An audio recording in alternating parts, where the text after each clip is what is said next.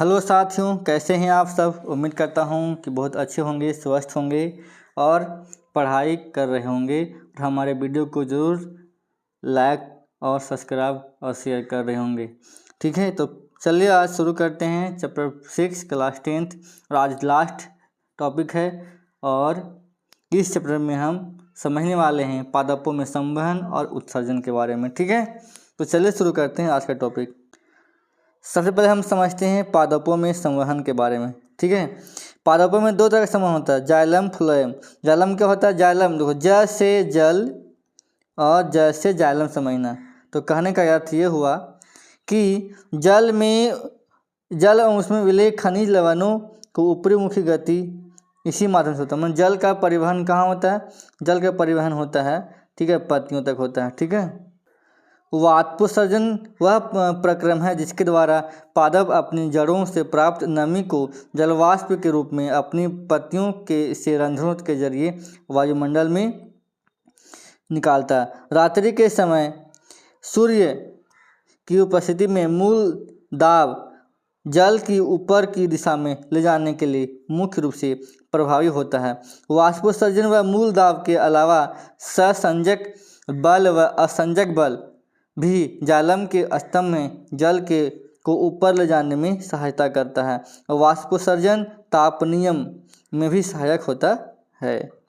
यहाँ देख सकते हैं तो ये क्या है, नीचे H2O है और इस माध्यम से ये पूरे पौधा में, ठीक है, जो जल है वो जा रहा है और वाष्पोत्सर्जन के माध्यम से पत्तियों से बाहर वायुमंडल में निकल जाता है। ठीक है, अब देखो फ्लोएम क्या होता है, फ्लोएम को समझते हैं। भोजन तथा दूसरे पदार्थों का स्थानांतरण फ्लोएम के ऊतक द्वारा होता है।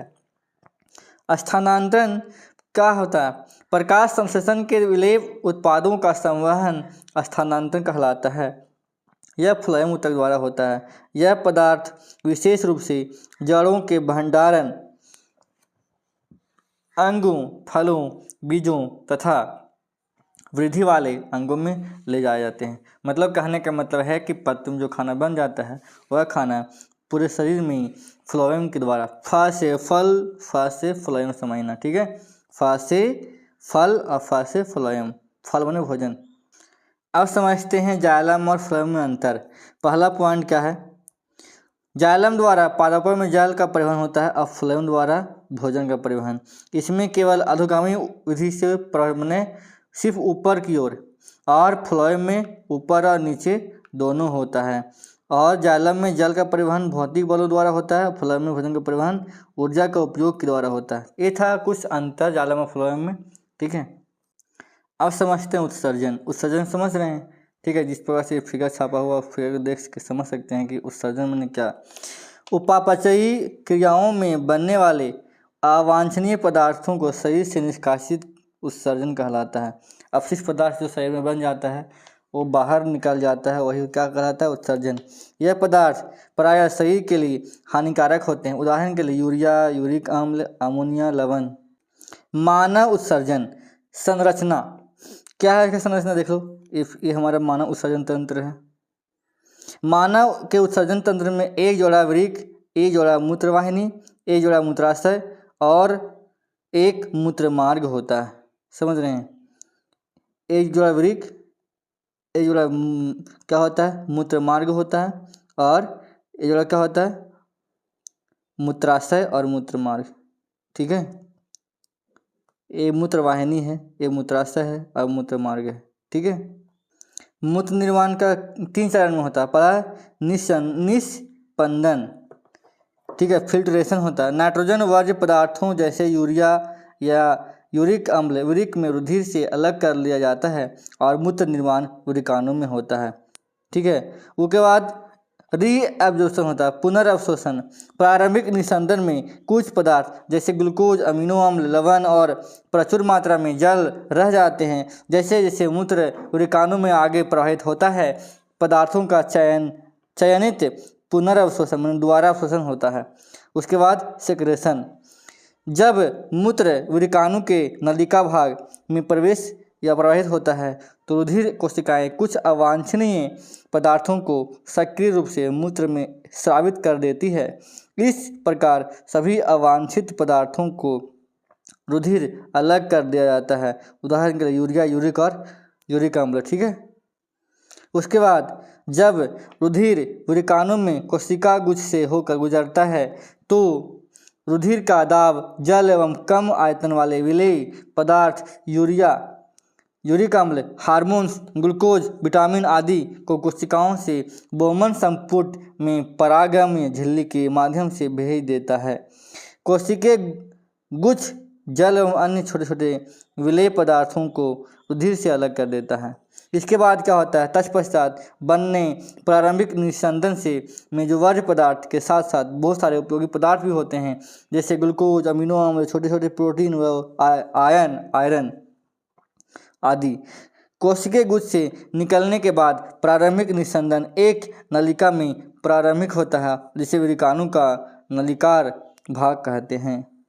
और जैसे जैसे प्रारंभिक मूत्र आगे बढ़ता है उसमें से आवश्यक पदार्थों का चयनित पुनरावशोषण कर दिया जाता है, माने पुनः फिर से अवशोषण हो जाता है तथा स्रावन प्रक्रिया के माध्यम से अनावश्यक पदार्थ को सक्रिय रूप से कोशिकाओं द्वारा यूरिकाणु के नलिकार भाग में छोड़ जाता है। अंततः मूत्र संग्राहक वाहिनी में जाकर एकत्रित हो जाता है, जहाँ से इसे मूत्र वाहिनी में ले जाया जाता है। इस प्रकार से मूत्र का निर्माण होता है हमारे यूरिकाणु में। ठीक है।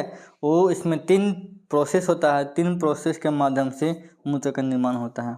ये हमारे पास है कृत्रिम यूरिक अपवहन कहते हैं, डायलिसिस कहते हैं, जिसका मान लीजिए कि जिसका यूरिकाणु खराब हो जाता है तो इस विधि के द्वारा हम क्या करते हैं, मूत्र को निकालते हैं। ठीक है। अब है पादपों में अपशिष्ट उत्पाद क्या क्या बनता है। पादपों में क्या होता है, पादपों में श्वसन, प्रकाश संश्लेषण व अन्य उपापचयी प्रक्रियाओं से बहुत से अपशिष्ट पदार्थ का निर्माण होता है। पादपों में 2 गैसीय अपशिष्ट पदार्थ ऑक्सीजन प्रकाश संश्लेषण के समय, कार्बन डाइऑक्साइड श्वसन के समय बनते हैं। पादपों में इन गैसीय पदार्थों का निष्कासन रंध्रों द्वारा होता है।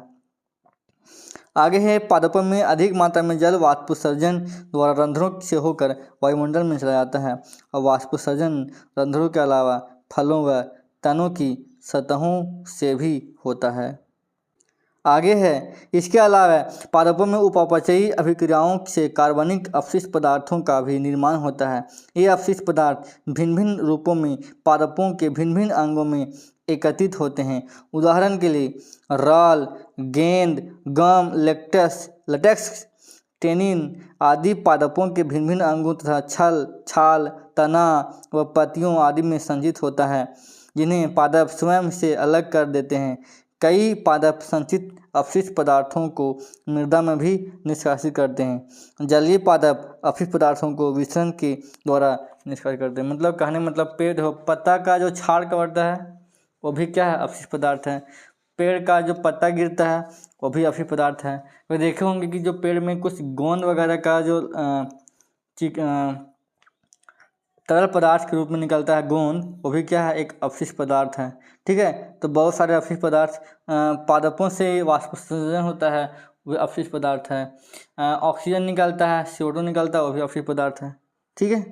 और ये हमारा लास्ट है। धन्यवाद। कैसा लगा वीडियो, और अच्छा लगा होगा तो लाइक, शेयर, सब्सक्राइब जरूर कीजिएगा।